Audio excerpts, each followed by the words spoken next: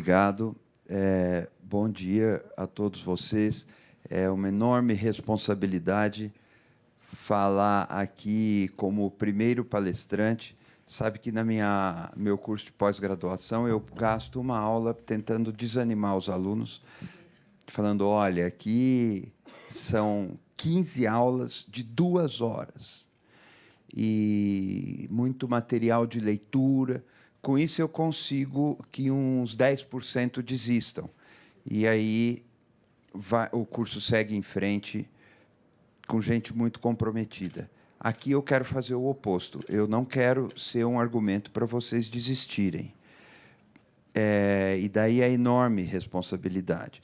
Mas eu tenho certeza que o que a Alessandra estava me contando e o que eu vi, esse projeto é uma coisa absolutamente inovadora. De fato, eu já vi vários cursos, acompanhei muitas iniciativas, dei aula em alguns lugares, assisti aula em outros lugares.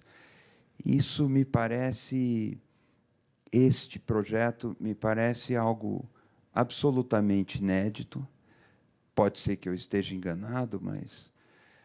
E vocês são o primeiro resultado esplêndido disso. A seleção de vocês, eu olho para vocês como eu olho para o futuro, como eu olho para uma linha que eu sei que vai se fortalecer e vai prosperar. Nós estamos no melhor momento para estudar jornalismo, o melhor momento. O que acontece agora é que é difícil para as empresas. Os modelos de negócio têm uma crise, mas o jornalismo nunca foi tão necessário. E o jornalismo nunca foi tão acessado, tão lido. Mas vocês vão falar disso em outra ocasião, em outros debates, em outras mesas, outras palestras. Mas eu queria dizer, embora não seja meu papel, muito bem-vindos, parabéns. Eu estou encantado com o que está acontecendo aqui. E eu tenho absoluta certeza, um pouco por causa da minha experiência, que isso vai frutificar muito. E vocês vão sair daqui muito melhores do que entraram. Bom, eu acho que eu fui chamado para falar do passado, porque eu preciso dizer para vocês sobre os fundamentos da imprensa. Essa é a encomenda. Sobre aquilo que torna o jornalismo indispensável e por que é que estamos aqui, por que é que a sociedade democrática, as chamadas sociedades livres, dependem da existência dessa instituição que é a imprensa. Uma notinha aí. Quando a gente fala em instituição, a gente pensa no Supremo Tribunal Federal. Um outro jeito de entender instituição é Poder Legislativo ou a Câmara dos Deputados, que são casas que permanecem e que, como pilares, sustentam o Estado. É muito comum que a gente entenda a instituição como algo a ver com o Estado. Fala-se também da família como instituição, e família não tem nada a ver com... O casamento é uma instituição, a Igreja Católica é uma instituição, outras igrejas também. No caso da imprensa, nós devemos pensar a instituição talvez com um perímetro mais largo e mais diferente. É uma instituição porque permanece, porque, uma vez criada, ela se reproduz através da cultura, através do fazer, através do trabalho daqueles que a ela se dedicam. Ela vai vendo se sucederem as gerações e ela continua sendo o que ela é e sendo diferente de tudo o mais. Isso é uma maneira de entender o que é uma instituição não estatal, não ligada ao Estado, mas que incide diretamente sobre o Estado quando consegue preservar a sua independência em relação ao Estado. Pois bem, essa instituição, ela não existe desde sempre, diferente da família. Podemos pensar até que a língua sejam instituições, mas, diferente da família, essa instituição da imprensa é algo muito recente. Eu diria algo de 2 séculos. Vão vir falar para vocês aqui várias outras pessoas.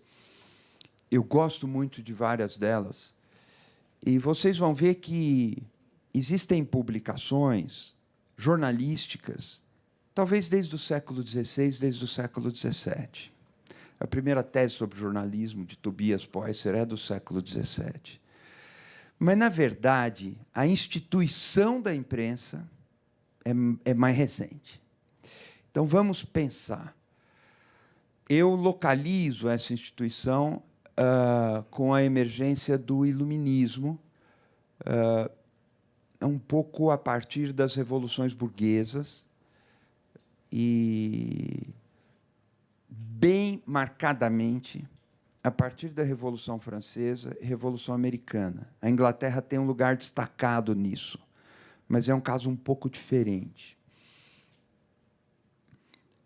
Essas revoluções, principalmente a Revolução Francesa, mas isso é muito expresso na Revolução Americana, começam a dizer que a livre expressão das ideias é um dos direitos mais preciosos do homem.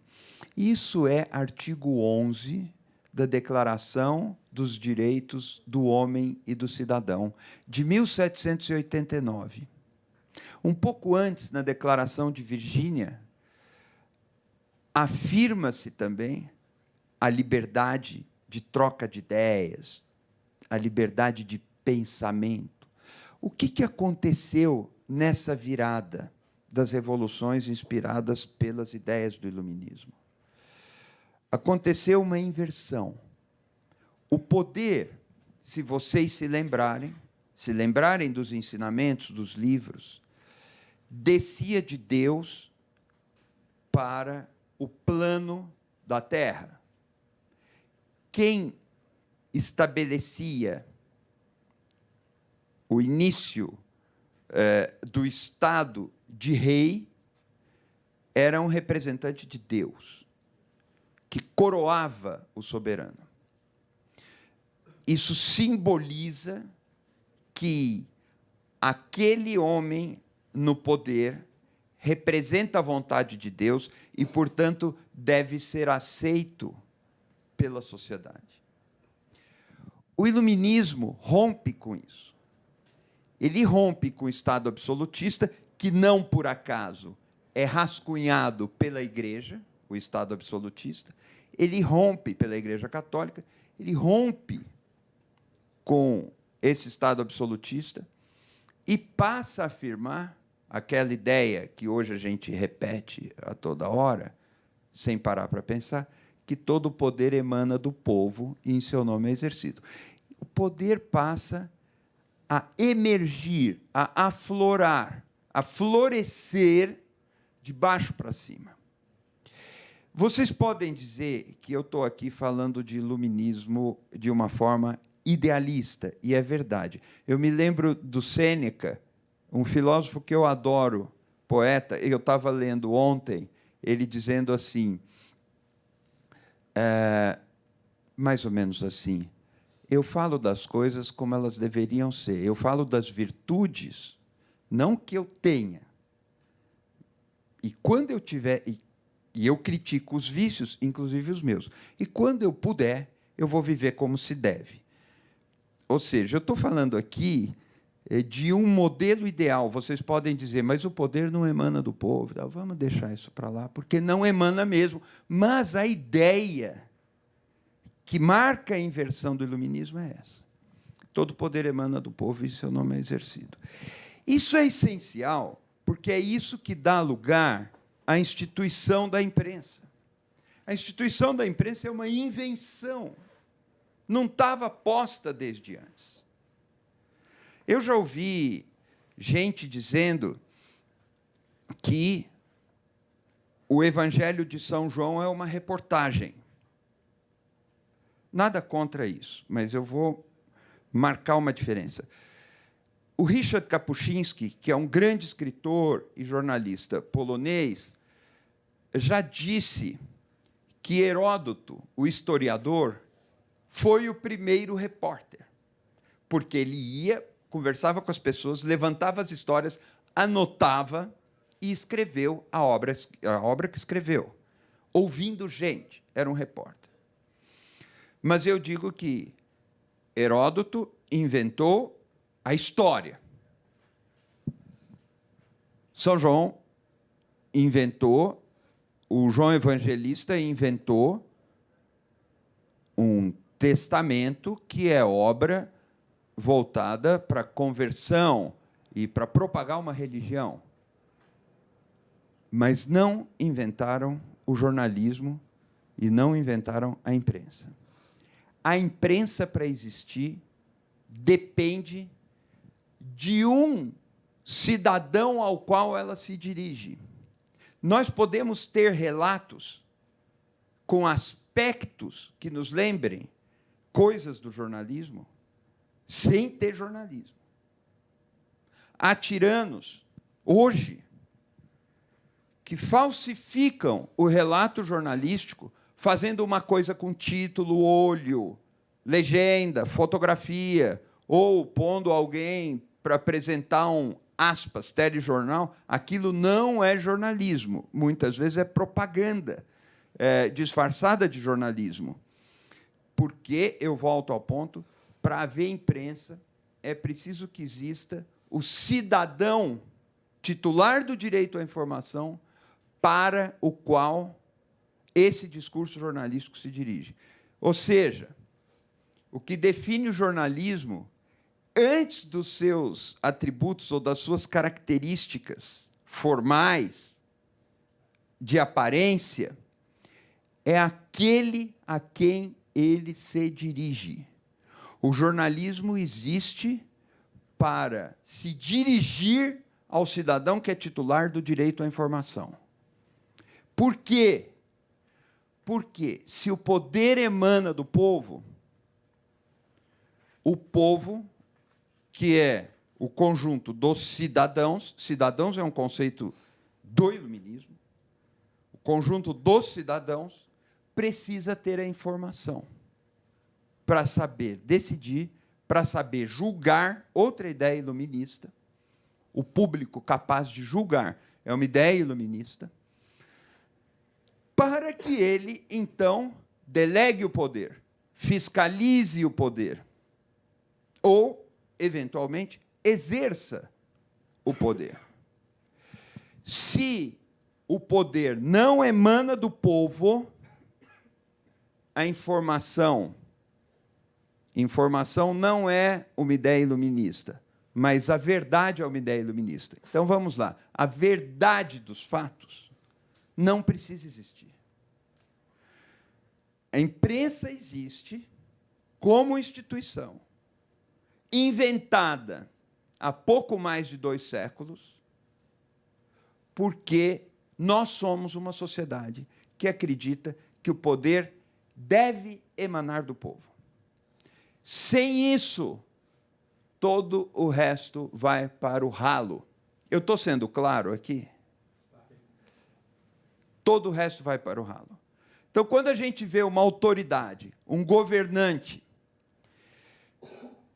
desprezando, menosprezando, atacando certos fundamentos da democracia, os fundamentos sobre os quais está assentada a instituição da imprensa também estão sendo atacados.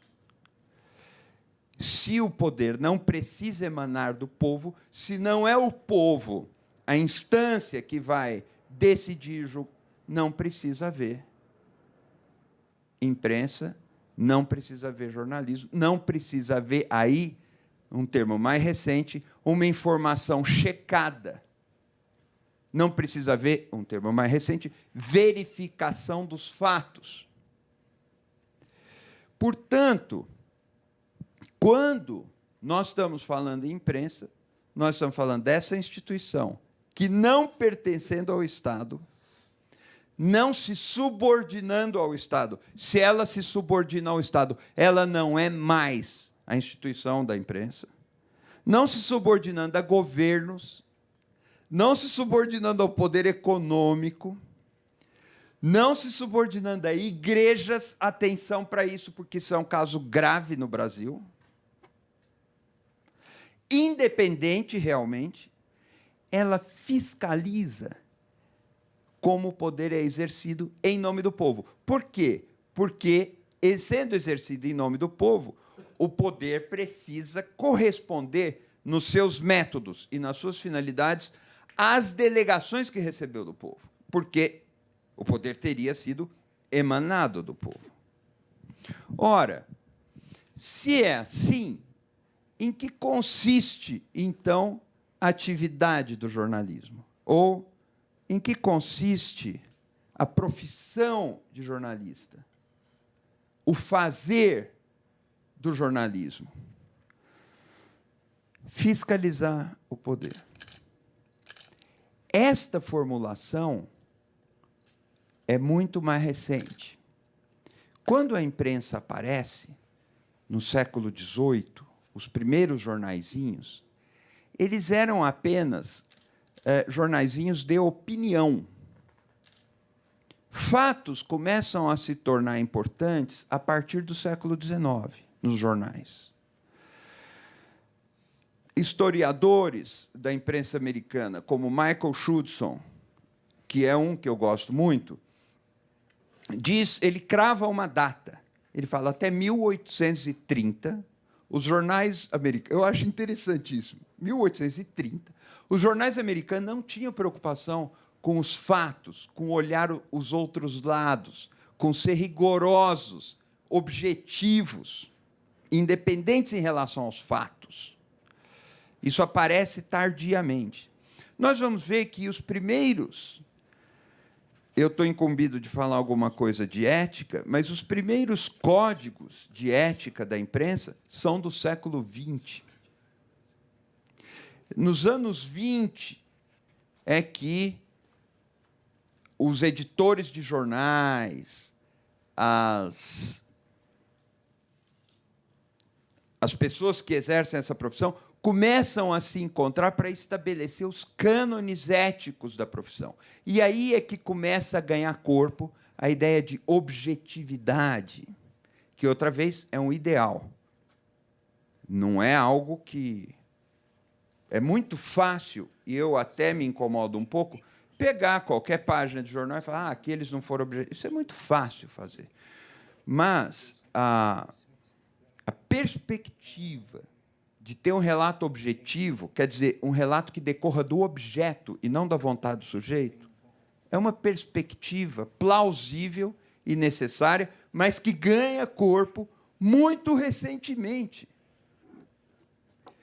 Quando eu digo a instituição da imprensa foi inventada no Iluminismo, eu não estou dizendo que nas revoluções iluministas existiam veículos preocupados com a objetividade dos fatos, ou com aquilo que Hannah Arendt vai chamar de verdade factual. Não existia. Isso é muito, muito, muito recente. É coisa de anteontem. E a própria democracia é coisa de anteontem. Vocês sabem que, na França, a mulher começa a votar em berço da democracia. A Inglaterra é o berço da democracia, mas a França, berço da Revolução Liberal. Quando a mulher começa a votar? Hã? Chutem.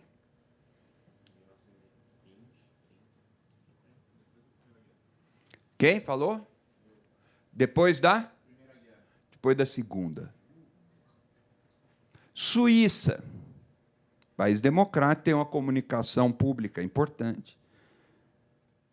A mulher vai começar a votar a partir dos anos 70. Até 1991 ou 1995, eu não estou bem certo, havia cantões em que a mulher não podia votar, na Suíça. Isso para dizer, quando eu digo que a imprensa é uma experiência recente, muito mais do que parece, a democracia também é. A democracia é uma ideia um pouco antiga. Quando nós pegamos o que Voltaire dizia sobre a democracia, por exemplo, são coisas ambíguas, imaturas. A revolução do século XVIII, do final do século, é uma revolução liberal, mas ela demora a ser também um projeto de democracia. Democracia é uma conquista muito recente e muito frágil. Ou seja, a imprensa, repassando, como instituição, tem a função de fiscalizar o poder, investigar o modo como o poder é exercido, dizendo de outro jeito, apurar e publicar exatamente aquilo que o poder gostaria de esconder. Muito se fala ultimamente em jornalismo de soluções. É importante. O Guardian tem um papel notável nisso aí. O João Gabriel talvez fale disso para vocês. Mas isso está dentro de uma agenda cuja prioridade é fiscalizar o poder, publicar o que o poder gostaria de esconder, desorganizar a ordem que vem do estabelecimento de um soberano, de um condottiere, de um chefe, e apostar no compartilhamento da informação e na abertura de canais para que todos participem do debate sobre esta ou essas informações. A imprensa caminha na contramão do poder. Não há dúvida sobre isso.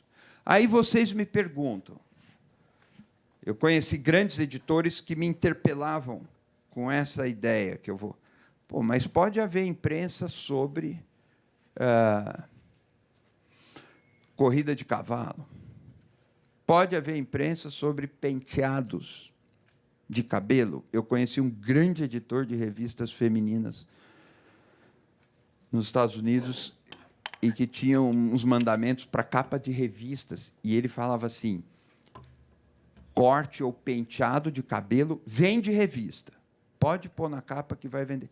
Isso pode ser jornalismo? Claro que isso pode ser jornalismo.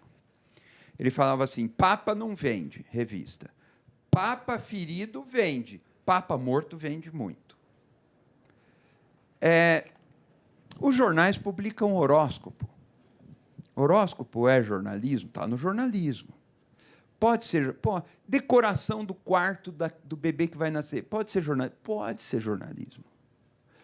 Mas, atenção, sempre, voltando ao início, o jornalismo vai se dirigir ao cidadão titular do direito à informação, o que dá sentido ao jornalismo. Aquele cidadão, conceito iluminista, ou aquela pessoa de carne e osso, com a sobrancelha de um determinado jeito, que torce para um determinado time de futebol ou não, que gosta de religião, que cultiva samambaia ou ervas na varanda do apartamento, essa pessoa tem direito de receber aquela informação. Não é aquela informação não está indo para ela porque você quer vender alguma coisa para ela, ou porque você quer convertê-la a alguma religião, ou porque você queira fazer a cabeça dela para votar em alguém.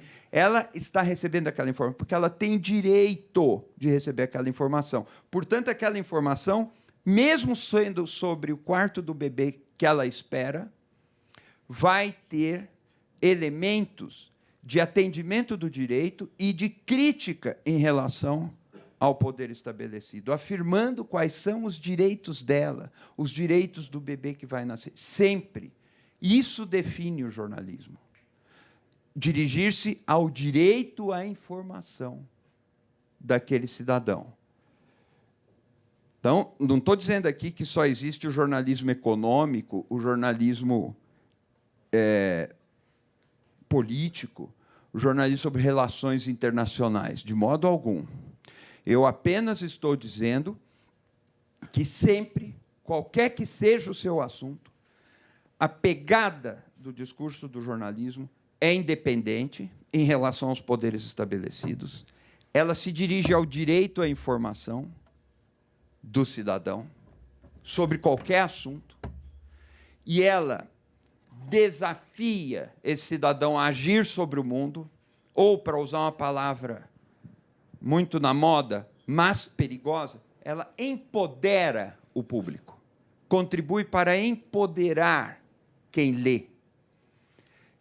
Empoderar quem lê é esvaziar o poder do centro, esvaziar o poder estabelecido e compartilhar o poder. Esse é o propósito do jornalismo. E eu gosto disso que eu sintetizei para vocês. É claro que isso dá para desenvolver demais, mas eu gosto porque isso é uma solução que mora no passado. Vocês vão ver muitas coisas que dependem do futuro. E vocês vão ser chamados aqui a construir o futuro.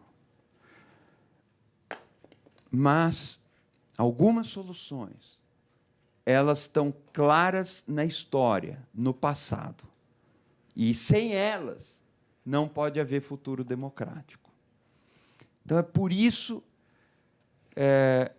que eu gosto de falar sobre a função da imprensa a partir dessa perspectiva, que é a perspectiva das revoluções iluministas, da construção da democracia e daquilo que é esperado da instituição da imprensa fazer.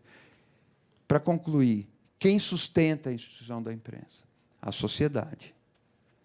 Isso pode ser pelo mercado, ou pode ser de outras formas, como, por exemplo, isso aqui que nós estamos fazendo hoje é atividade da instituição da imprensa, sem dúvida.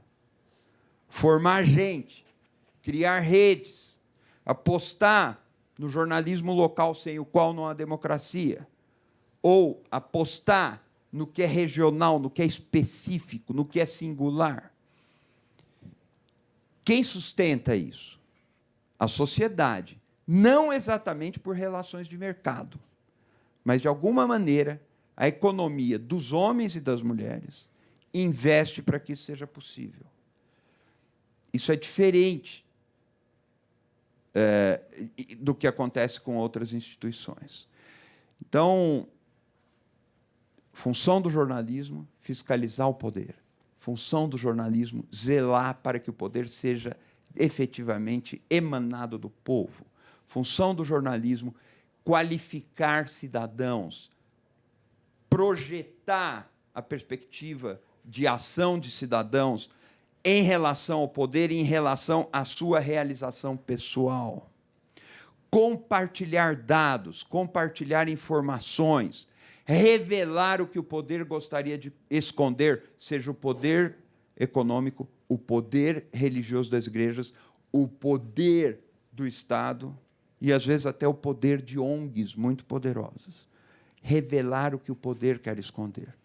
Com isso, a gente tem um mapa para começar essa conversa. Gente, muito obrigado da atenção de vocês.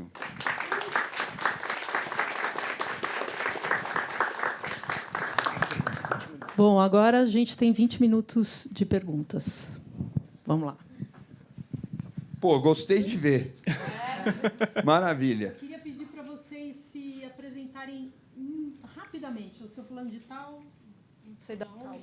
De tal lugar. Bom dia. Sou Marcos Marinho, do Rio de Janeiro. Já trabalhei em rádio, TV, jornal impresso, revista. Uma coisa que você comentou que me chamou muita atenção, a imprensa exerce, sim, o nosso papel fiscalizador. Só que, ultimamente, a imprensa está sendo cada vez mais fiscalizada pelas correntes políticas e ideológicas dos dois lados, esquerda, direita, e principalmente pelos seguidores dessas correntes políticas e ideológicas. Muitas vezes críticas pertinentes, mas talvez, na maioria das vezes, críticas não tão pertinentes assim. E há movimentos de ódio contra a imprensa. Queria saber a tua opinião, a tua avaliação sobre isso e como que a imprensa deve reagir. Olha, excelente pergunta. Como você chama mesmo? Marcos. Marcos, eu sugiro que você anote a sua pergunta mais do que a minha resposta, porque ela vai atravessar todo esse curso. Você pode anotar isso. Como eu posso responder? Eu vim falar do passado. O empastelamento de jornais, vocês já ouviram falar disso? Que é empastelar um jornal? É o povo ir lá, quebrar tudo e, enfim, deixar ruínas na redação do jornal que antes funcionava junto com as máquinas impressoras, né, com a tipografia. Quebrar tudo. Isso aconteceu com vários jornais brasileiros. Aconteceu na Noite, aconteceu no Globo. Jornais do Oswald de Andrade, em São Paulo, foram empastelados. Eu não lembro se era o Homem, eu não lembro qual era. Sempre a fúria popular, normalmente manipulada, se voltou contra o mensageiro. Um filme que eu adoro, Danton, O Processo da Revolução, de Andrzej Wajda, é um tempo bom do Gérard Depardieu, fazendo o papel de Danton. Aparece em pastelamento de jornal. Isso em 1794, mais ou menos, na época do terror da Revolução Francesa. Aparece em pastelamento de jornal pelos boinas vermelhas, né? O barrete frígio, o pessoal que usava o barrete frígio. Então, primeira coisa, isso é recorrente na história da imprensa. Segunda coisa, observação, e eu paro por aí. Sim, há discurso de ódio, é terrível. O dado novo agora, que está presente nas fake news e tal, é a escala em que isso acontece, a velocidade em que isso acontece, o volume alcançado em poucas horas. E há uma associação perniciosa, nefasta e de potencial destruidor muito alto entre essa tecnologia, a fúria popular e o poder. Vejam que há conexões com o poder estabelecido no que acontece no Brasil e o que acontece na Rússia, às vezes fora da Rússia, com participação e em vários outros lugares. Nós estamos vivendo um período em que os fundamentos da democracia estão sob ataque. Não sabemos em que proporção e que escala. E isso dá muito mais gravidade ao fenômeno que você descreve. Como agir, como fazer, é algo que o curso vai mostrar melhor. Tá? Tudo bem? Opa! Lembra que eu falei que ia ser bom eu saber o nome de alguns logo de cara? Bruno. Eu sou Bruno, sou jornalista recém-formado pela UEL. Falando nessa questão de revelar o que o poder quer esconder, né? Como é que o senhor avalia essa questão do caso da Vaza Jato, da revelação das mensagens no Telegram, pensando que é um fato que talvez seja o mais importante dos últimos anos no jornalismo brasileiro e que suscitou tantas polêmicas? De novo, eu tenho certeza que vocês vão falar disso. Mas, função da imprensa, um dos jeitos de definir a função da imprensa, apurar e publicar o que o poder quer esconder. Se o poder não quer esconder, aquilo não é notícia. Se o governo vai bater palma, o Papa vai bater palma, pode ser interessante, mas talvez não seja notícia. Agora, para isso, o jornalismo depende, e eu estou falando de novo da história do jornalismo, classicamente, de fontes que confiam no jornalista, mas às vezes não podem aparecer. todos os episódios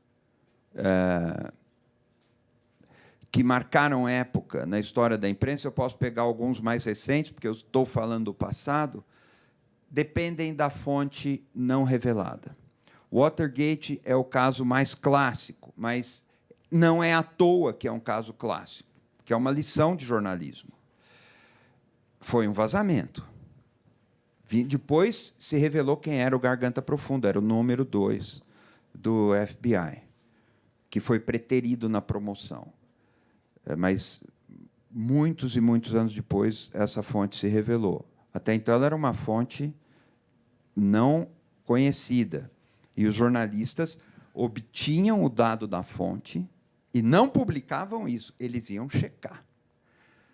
Pentagon Papers, da mesma época, Estados Unidos, um vazamento. Depois foi conhecido também quem vazou os documentos para os jornalistas. O Washington Post foi um dos jornais que publicou, mas o New York Times deu mais coisas mais importantes. Mas foi essencial que o Washington Post tivesse dado e o caso tivesse ido à Suprema Corte. Um caso do New York Times, Baía dos Porcos, invasão da Baía dos Porcos. O New York Times tinha a informação, resolveu baixar o destaque da informação, atendimento a um pedido do John Kennedy, que era presidente. Depois se penitencia disso, reconhece esse erro 20 anos depois, está no livro O Reino e o Poder, do Gay Talese, sobre a história e está em outros documentos também. É um caso importante. Também vazamento. Os Estados Unidos iam invadir a Baía dos Porcos extraoficialmente, não com tropas oficiais, e os jornalistas obtiveram essa informação. No Brasil, antes da Lava Jato, Mensalão, inúmeros casos dependeram de fontes, alguém de dentro que conta algo que não poderia contar, mas conta em atendimento ao interesse público. O vazamento das conversas da Lava Jato, que, atenção, não está dito que foi um vazamento obtido por ação de hacker. Os jornalistas, agora, de vários veículos, checam a informação por meio de alguns mecanismos. Um deles eu troquei informação com esse cara, deixa eu pegar aqui, está no meu celular, está no... Parece que é verdade. Vamos apurando, vamos trazendo. E o poder sempre chia dessa maneira, sempre reage dessa maneira. Lembrem que, quando vazou, por exemplo, o depoimento, a delação do Delcídio do Amaral, a Grita foi a mesma coisa. E, em governos diferentes, a Grita é a mesma coisa.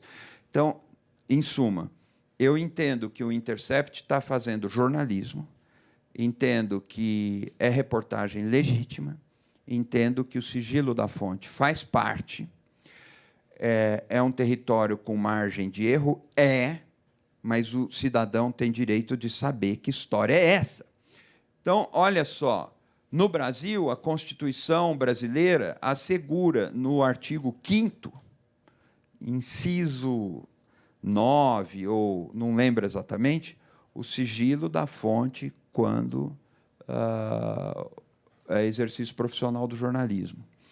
Em outros países, isso não é assegurado, em vários países não é assegurado na Constituição, mas é da tradição e da ética jornalística observar que algumas pessoas podem prestar informação, mas não podem ter a sua identidade revelada. O jornalista recebe essa informação, checa por outras vias, confirma aquilo e publica.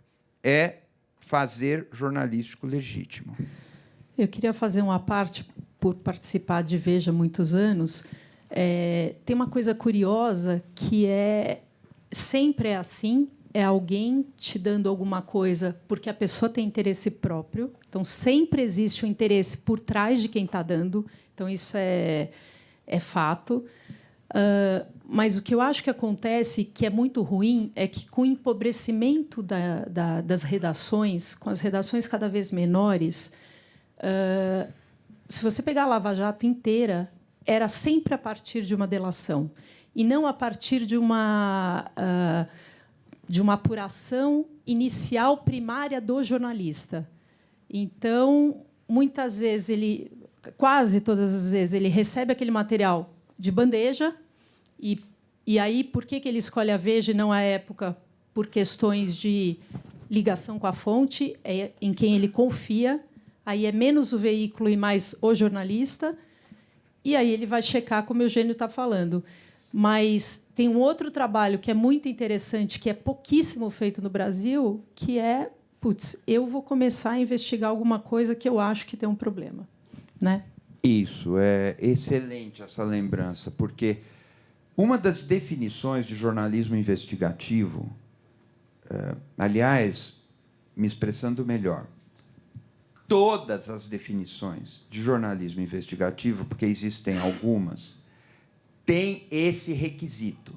A investigação, no jornalismo investigativo, precisa ser conduzida pelo repórter. E o que a Alessandra conta é que, muitas vezes, o repórter publica o que uma autoridade vazou para ele, sem conduzir aquela investigação.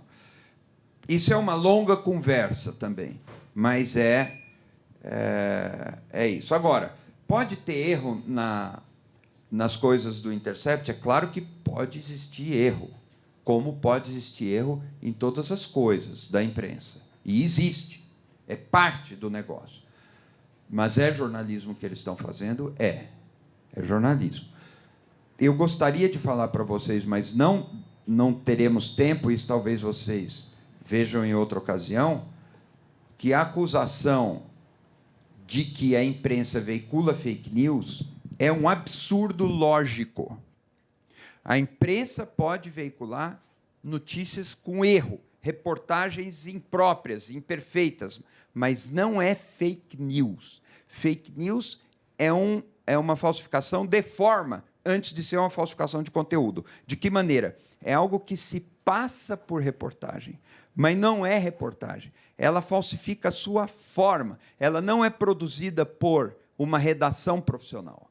Não é produzida por repórteres com identidade conhecida, por uma redação que tem endereço certo e sabido.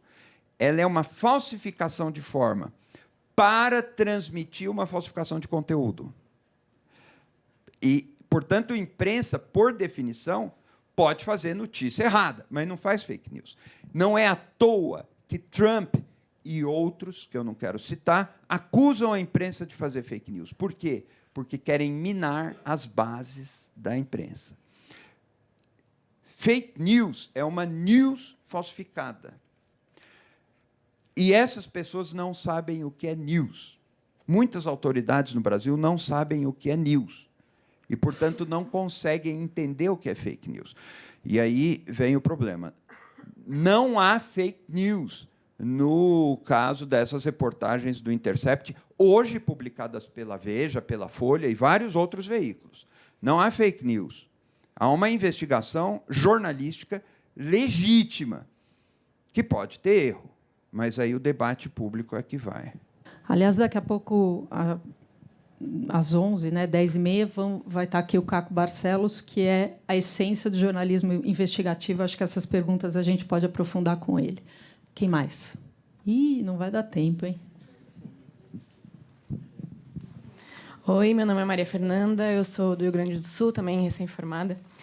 Eu queria fazer uma pergunta em relação exatamente ao que o senhor acabou de falar. Nosso presidente, muitas vezes, no Twitter, ele desmente coisas que o jornalista ele dá antes de se confirmar. Por exemplo, quando o Bebiano saiu. Antes foi dito que ele ia sair, mas aí o presidente disse que não ia acontecer. Alguns dias depois, ele acabou sendo confirmado. Qual que é o procedimento? Deveria ser o procedimento dos jornalistas em relação a isso, quando eles são desmentidos por uma fonte oficial no Twitter e as pessoas ficam com aquela visão da falsa credibilidade dos veículos, dos jornalistas, enfim. É uma pergunta... Eu posso fazer um comentário geral, mas é difícil estabelecer uma receita, como agir. Isso vai depender da condição dessa interlocução ou desse confronto aberto no caso a caso.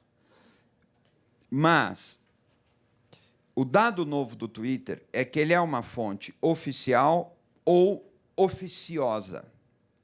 É o presidente da República falando diretamente com a sociedade, sem mediação, o que não é a mesma coisa que intermediação. O Estado tem a sua maneira de se comunicar. O governo, como parte do Estado, segue certos protocolos na maneira de se comunicar. Isso atende a diversos fins da civilização, da democracia, do respeito aos direitos humanos. Os ritos necessários não são aleatórios, caóticos, e não são gratuitos, eles cumprem uma função. Na diplomacia, muito se critica a linguagem diplomática, como sendo uma linguagem cheia de elipses, cheia de atenuantes, de delicadezas, de mesuras. Mas isso cumpre a função de criar condições para que duas partes possam conversar com respeito. Então, esse excesso de delicadeza cumpre a função de atingimento da paz. O rito na comunicação do Estado com a sociedade atende a uma série de requisitos que ajudam.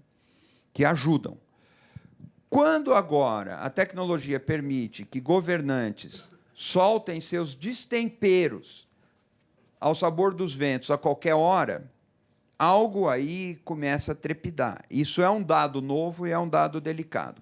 A função da imprensa seria cobrir.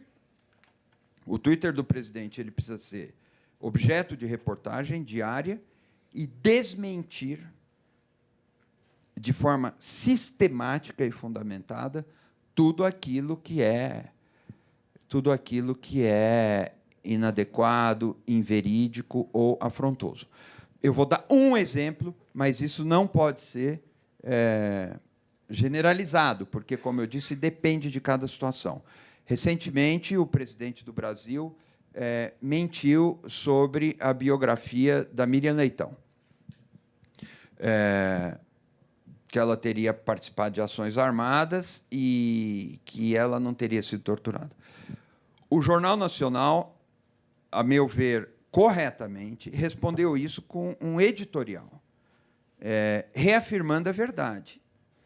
Porque, entre outras coisas, o presidente disse que a Miriam Leitão tinha mentido. E o Jornal Nacional responde num editorial pontuando, respeitoso com o presidente da República, mas falando, a verdade dos fatos é esta aqui. Ela ficou presa em tal lugar, com tal idade, em tal data ela sofreu tortura, estava grávida, não participou de... Apresentando fatos. É um debate factual. Como princípio, a imprensa tem que cobrir essas manifestações e ela deve pontuar, mostrar, explicitar, estressar diferenças quando se trata, não de opinião, mas da verdade dos fatos. Então, cobrir mostrando o fato é esse. Aí tem uma outra discussão, eu acho que eu respondo mais ou menos o que você pergunta, mas tem uma outra discussão, o que é fato? Vocês vão ouvir muita gente dizer que fato não existe, o que existe são versões. Isso não é bem assim. Nietzsche fala isso, quando está polemizando com o positivismo, mas não é bem assim. É claro que existe interpretação, é claro que existe versão, e é claro que nós não temos acesso a nenhum fato se não for pela linguagem, e a linguagem, como nós sabemos, é eivada de regramentos inconscientes, e pereré, longa matéria. Mas fatos existem. Se nós perdermos de vista a existência dos fatos, o nosso trabalho e o debate sobre os fatos cai por terra. Há uma discussão linda sobre esse assunto num texto da Hannah Arendt, que é Verdade e Política, do qual eu gosto demais. É um texto de 1976, mais ou menos. Sai originalmente 77, ou não, 1967. porque ele sai depois do julgamento do Eichmann. E esse texto é publicado numa revista jornalística, a New Yorker, originalmente. Eu acho isso maravilhoso. É uma obra de filosofia que tem status de trabalho jornalístico. E efetivamente é. Então, ali ela discute o fato. Fala, que história é essa? Fatos existem. Tá? Também tem uma ironia nisso, que quando o presidente fala uma mentira, ele tem um alcance X. Quando o Jornal Nacional se defende, ele tem um alcance Y. E aí o estrago já está feito. E qual que é a ironia?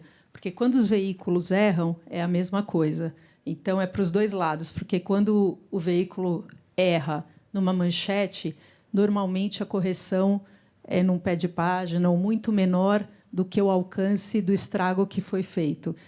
Então, tem uma ironia aí de, às vezes, a imprensa provar do seu próprio veneno em algumas vezes. Bom, a gente só tem mais 8 minutinhos, então eu vou pedir que as perguntas sejam rápidas e as respostas também, Eugênio. Olá, bom dia. Meu nome é Daniel, sou de Juiz de Fora. Em determinado momento da sua fala, você disse que a imprensa ela vai na contramão do poder.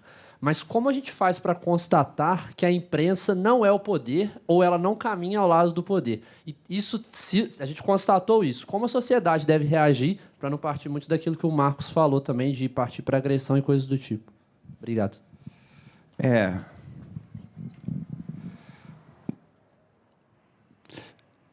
Vocês conhecem a expressão quarto poder. Isso nasce de uma visão da imprensa que ganhou muita densidade na Suprema Corte americana. A ideia de quarto poder é preciosa para nós. Eu tenho inúmeras críticas, inúmeras mesmo, críticas a essa definição, mas ela é preciosa para nós. Por quê? Existiriam os 3 poderes, executivo, legislativo, judiciário, que é uma coisa muito forte no iluminismo, Montesquieu, mas Aristóteles já fala dessas funções em A Política. E a independência dos poderes é essencial. E a imprensa é apresentada como quarto poder, não porque ela seja poder, mas porque ela é um antipoder, mas dotada de condições de ferir o poder. Só o poder fere o poder. Ou, nos termos iluministas, só o poder controla o poder. Então, é assim. Isso posto, acontece muitas vezes de veículos de imprensa se colocarem a favor do poder estabelecido. Aí, pelas definições que eu trouxe aqui e que vocês podem tomar como factuais, históricas, a imprensa deixa de ser imprensa. Exemplo. Então, o que fazer? Exemplo. Caso da ditadura militar no Brasil. O golpe militar de 64, ele tem um apoio muito forte dos meios de comunicação no Brasil. E, pelo amor de Deus, eu acho que nenhum de vocês cai nessa ilusão de falar eram veículos vendidos, sabe, essa conversa fácil. Não, o Estado de São Paulo era um jornal que tinha sofrido censura durante a era Vargas. A família teve que se exilar. Alguns donos de jornal tinham sido presos. Uma imprensa que tinha inúmeros problemas de qualidade, é certo, mas não era uma linha acessória do poder e ponto final. A imprensa brasileira tem fragilidades, inconsistências na sua formação, a começar porque, falando de história outra vez, o primeiro jornal brasileiro, o Correio Brasiliense, ele é impresso fora do Brasil, no exílio era proibido no Brasil. Então, imagina. No Brasil, o Estado pôs a sociedade civil e o Estado trouxe a imprensa, em 1808, trouxe a censura antes da imprensa. E nos Estados Unidos, por exemplo, o Estado nasce da imprensa livre. O Pacto Federativo é reafirmado pelos Federalist Papers, publicados em jornal, e hoje tidos como a pedra fundamental do pensamento político norte-americano. Publicados em jornal, aliás, sob pseudônimo, os Federalist Papers. Então, a imprensa no Brasil deixa de ser imprensa, em grande parte, se alia ao governo militar, não porque fossem uns vendilhões, são inconsistência da história. O que fazer ali? O que a sociedade fez? Nasce a imprensa alternativa. Olha que coisa! Os jornais da imprensa alternativa na ditadura militar foram importantes. Pasquim é o mais visível, né? Mais Movimento, vários jornais. A construção de uma visão alternativa. Mas, rapidamente, o Estado de São Paulo, por exemplo, passa para a oposição. Para a oposição, não oposição, mas a oposição na função da imprensa, com o editorial Instituições em Frangalhos, que é de 68, por aí. E começa a haver um despertar da imprensa em não se alinhar com aquilo lá. Quando a imprensa vira uma caixa de ressonância, um alto-falante a favor, algo está muito errado. Por isso, também, jornalistas importantíssimos, como Alberto Dines, cria Observatório da Imprensa e tudo, mas a conversa é longa e eu acho que eu te respondi mal. Última pergunta. Agora. Marco, vou te passar hoje. Professor, bom dia. Pensando no futuro e a partir do passado que o senhor traz para a gente, falar de sustentação, como o senhor disse, de mercado, e considerar a economia como um poder, a gente esbarra num problema que alveja o jornalismo, que é vendido para tal grupo, vendido para tal movimento econômico, digamos assim. Então, entendendo que existe nuances, né, como o senhor colocou para a gente não dizer o organismo vendido, imprensa vendida, como é que a gente poderia, talvez, pensando em estratégias para o jornalismo do futuro, imaginar um jornalismo que se sustente, mas não se deixe apedrejar por esse discurso de vendido para tal grupo econômico, político? Essa é a grande questão da nossa era. Eu acho que vocês terão aqui ocasiões de aprofundar isso aí. Uma nota introdutória antes. Negócio de falar imprensa vendida e tal, cuidado com isso, porque vejam que as críticas que eram feitas por setores da esquerda há 5 anos são idênticas às críticas feitas por setores da extrema-direita hoje. O texto é igual, só muda a assinatura. Então, cuidado com esse negócio. Quem faz o Estadão, a Folha, o Globo, a Veja, o Jornal Nacional, são jornalistas, como vocês, procurando fazer o seu melhor. São pessoas dignas. Não são... Nenhum de vocês aqui, se aparecer o fantasma do Roberto Marinho e fala bem do Collor, nenhum de vocês vai fazer isso. São pessoas dignas, que, quando isso acontece, e isso acontece, pedem demissão, gritam, tentam superar. Então, cuidado com esse negócio de imprensa vendida, porque são os jornalistas que fazem. E há as contradições da história. O que acontece aí? Bom, também há um vasto material bibliográfico a respeito. Eu editei no Brasil por muitos anos, e hoje eu sou do conselho, a revista Columbia Journalism Review, que é a única edição internacional que a Columbia Journalism Review tem fora, que é a do Brasil.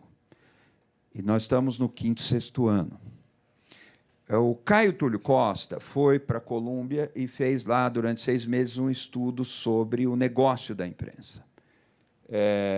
E esse texto está publicado, o texto está, inclusive, no Observatório da Imprensa. É uma análise de uns 5, 4 anos atrás, muito presente, falando sobre a necessidade de relação entre empresas jornalísticas e tecnologia, que fora disso não vai haver futuro. O Buffett, nos Estados Unidos, investiu muito em jornais locais e parece que está recuando.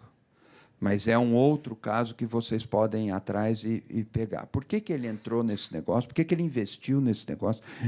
E por que ele está recuando, se é verdade que ele está recuando, como me parece que é?